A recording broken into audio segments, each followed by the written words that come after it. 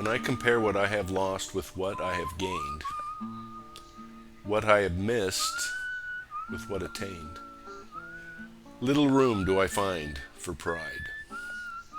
I am aware how many days have been idly spent, how like an arrow the good intent has fallen short or been turned aside.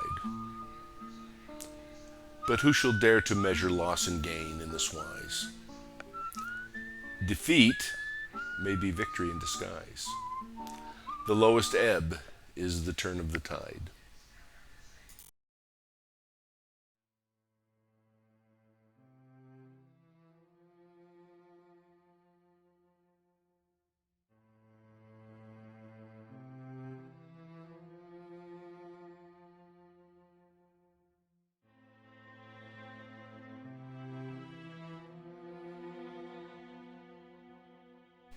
Indian Territory was home for the Dalton Gang.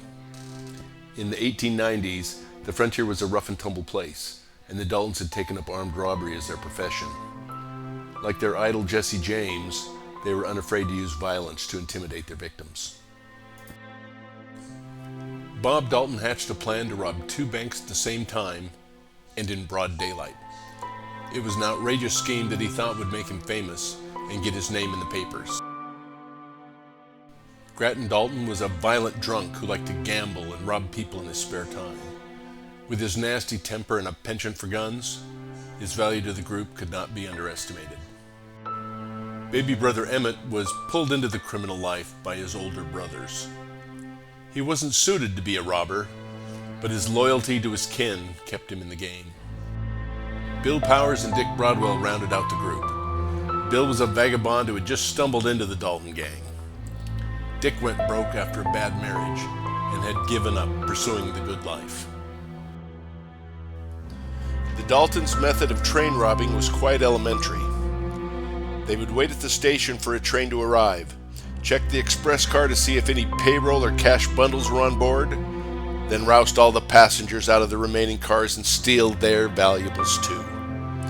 If you weren't compliant with the cutthroats' commands, things could turn out very poorly for you. Their criminal success earned them attention from U.S. Marshals. Wanted posters were plastered all over the territory, and the Daltons were constantly on the run. Tired of being pursued, Bob came up with an audacious plan to rob two banks simultaneously in broad daylight. But he wanted to do it in his old hometown of Coffeyville, Kansas.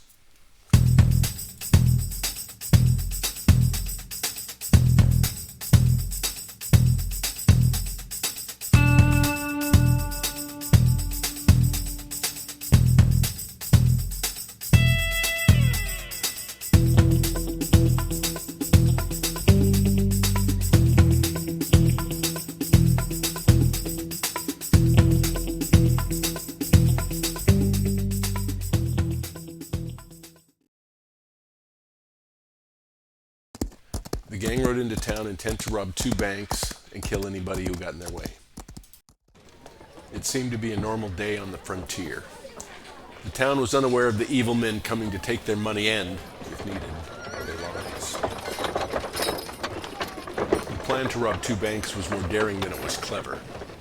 Stick a gun in the teller's face and demand money, then get away as fast as you can.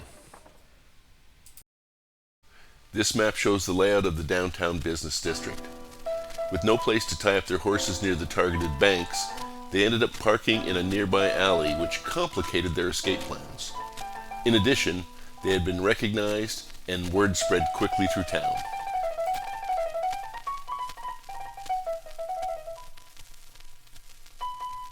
Jehoshaphat.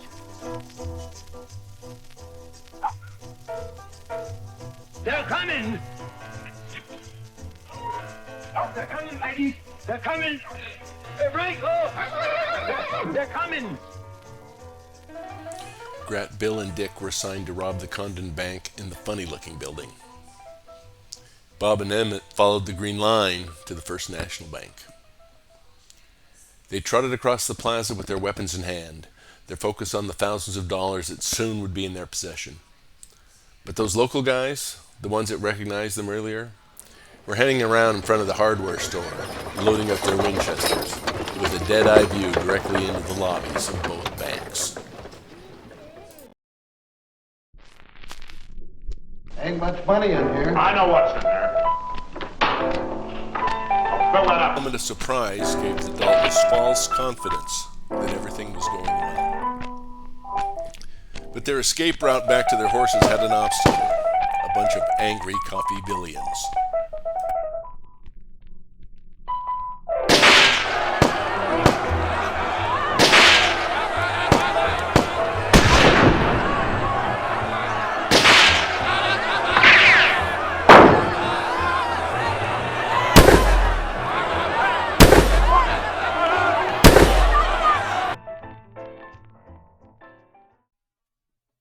The town started firing into the Condon Bank.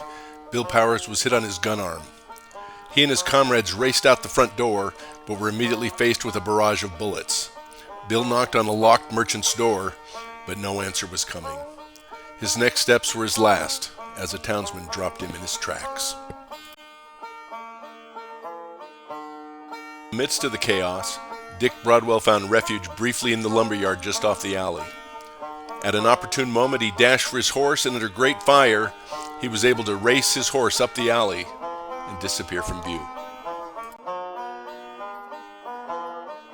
Close behind Powers, Grat was wounded also, but he made it to the alley. Hiding behind an oil drum, he was able to murder the town marshal.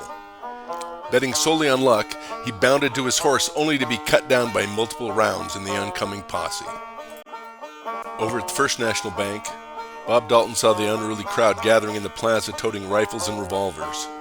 He and Emmett escaped out the back door and circled around the back in their attempt to get to the alley. Just when they mounted their horses, the mob began blistering fire and the brothers were both hit. Bob fell off his saddle and Emmett instinctively rode over to help him, dropping the bag of money he was holding. He leaned over to grab Bob by the arm and pull him to his saddle, but Bob passed out. As a reward for his brotherly assistance, a posse member walked up behind him and blasted him in the back with a shotgun blast.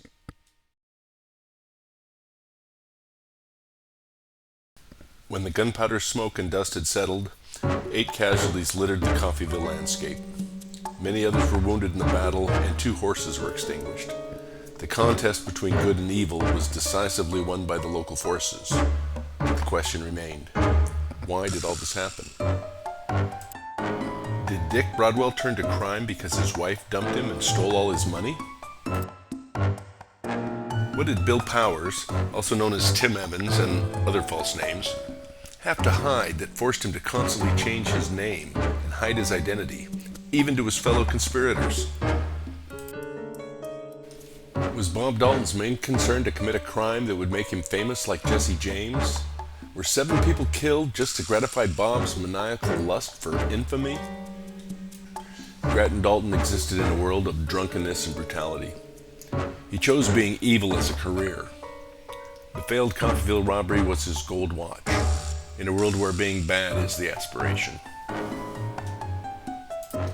Despite receiving over 20 gunshot wounds, Emmett Dalton was the only gang member to survive the carnage.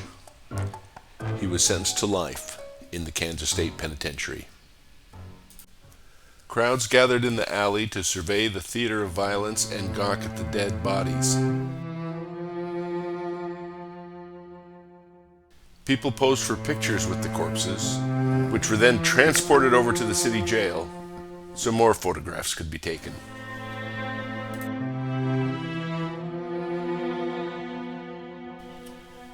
By the end of the week, the dead Daltons were boxed and buried, the first step in their journey to eternal damnation. 4 men lost their lives at the hands of the Daltons. Brave men who woke in the morning not realizing their time on earth would soon end. Their families left to mourn and grieve their tragic demise.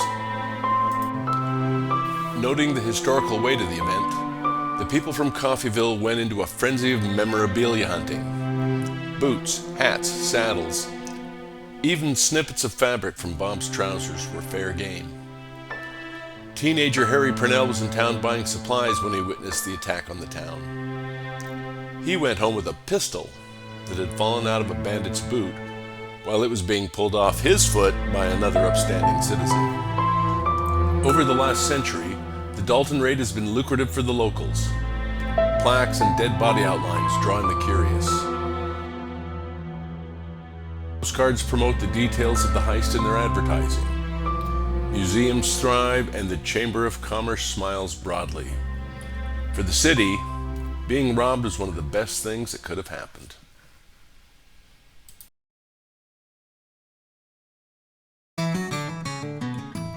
Despite his life sentence, Emmett Dalton was released from prison after 14 years of hard time. He didn't have a lot going for him outside of his notoriety, so he hopped a train for Hollywood to exploit his criminal past. Starting his own production company, Emmett went in big for motion pictures. Here's a clip from one of his early productions.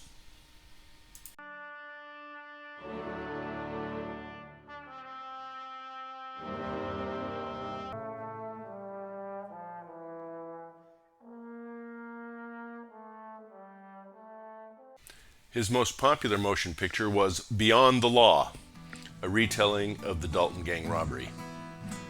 Between showings, Emmett would take to the stage and preach moral lessons to the audience. The bandit game is unhealthy. You will end up in plot, cemetery, or locked in prison cell. Crime never pays, and it never will.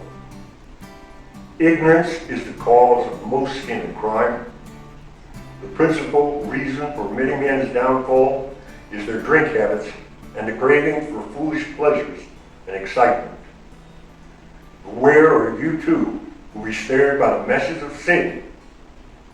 The sea of time is strewn with the wreckage caused by men not following their true chart in life.